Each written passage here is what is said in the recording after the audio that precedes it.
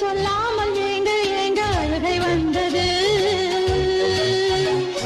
எந்த சோகம் உன்னை தாக்கும் என்றெண்ணும் போது வந்த அழுகை நின்றது.